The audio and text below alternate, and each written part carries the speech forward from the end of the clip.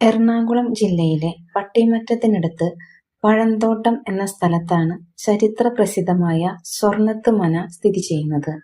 ശ്രീ ആദി ശങ്കരാചാര്യരുടെ ജീവിതവുമായി ബന്ധപ്പെട്ട ഏറ്റവും അത്ഭുതകരമായ ഐതിഹ്യവും കേരളീയ തച്ചുശാസ്ത്രത്തിന്റെ പ്രൗഢിയും ഇഴചേർന്ന ഒന്നാണ് ഈ മനയുടെ ചരിത്രം. ബാലനായ ശങ്കരൻ ഉപനയനത്തിനു ശേഷം ബ്രഹ്മചാരിയായി കഠിനമായ വ്രതാനുഷ്ഠാനങ്ങളോടെ ജീവിക്കുന്ന കാലം. അക്കാലത്ത് ബ്രഹ്മചാരികൾ ഇല്ലങ്ങളിൽ ചെന്ന് ഭിക്ഷ യാചിച്ചാണ് വിശപ്പടക്കിയിരുന്നത്. ഒരു ദ്വാദശി നാളിൽ ഭിക്ഷാടനത്തിനിറങ്ങിയ ശങ്കരൻ എത്തിച്ചേർന്നത് പുന്നോർക്കോട്ടെ എന്ന ഒരു ദരിദ്രമായ മനയുടെ മുന്നിലാണ്. അവിടെ നിന്ന് ശങ്കരൻ ഉച്ചത്തിൽ വിളിച്ചു.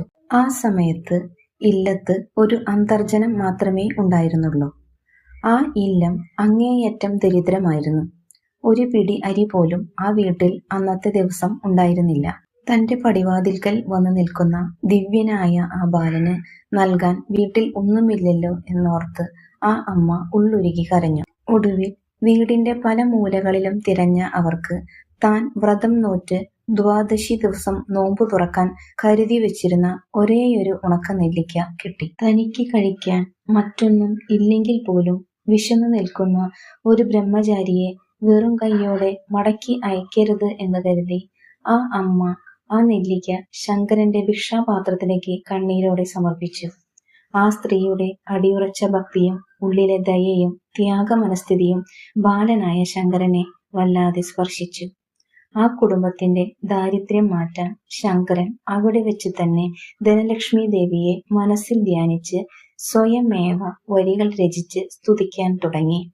സംസ്കൃതത്തിൽ അതീവ മനോഹരമായി ശങ്കരൻ പാടിയ ആ സ്തുതിയാണ് കനകധാരാ സ്തോത്രം. ആദ്യത്തെ കുറച്ചു ശ്ലോകങ്ങൾ കഴിഞ്ഞപ്പോൾ ലക്ഷ്മീദേവി പ്രത്യക്ഷപ്പെട്ട് ശങ്കരനോട് പറഞ്ഞു, ഈ കുടുംബം അവരുടെ മുൻജന്മ പാപങ്ങൾ കാരണം ഈ ജന്മത്തിൽ ദാരിദ്ര്യം അനുഭവിക്കാൻ വിധിക്കപ്പെട്ടവരാണ്.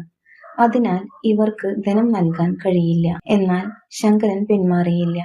ജന്മന ഉള്ള ദാരിദ്ര്യത്തിനും തനിക്ക് കഴിക്കാനുള്ള ഒരേയൊരു നെല്ലിക്ക പോലും ദാനം ചെയ്ത ആ അമ്മയുടെ ഇപ്പോഴത്തെ പുണ്യം മുൻജന്മ പാപങ്ങളെക്കാൾ വലുതാണെന്ന് ശങ്കരൻ വാദിച്ചു. ശങ്കരന്റെ ഭക്തിയിലും യുക്തിയിലും സന്തുഷ്ടയായ ലക്ഷ്മീദേവി ആ മനയുടെ മേൽക്കൂരയിലൂടെ സ്വർണ്ണ നെല്ലിക്കകൾ മഴ പോലെ വർഷിച്ചു എന്നാണ് ഐതിഹ്യം. ഇല്ലം മുഴുവൻ പെട്ടെന്ന് തന്നെ സ്വർണ്ണക്കട്ടികളാൽ നിറഞ്ഞു. അങ്ങനെ ആ കുടുംബത്തിന്റെ ദാരിദ്ര്യം എന്നേക്കുമായി മാറി.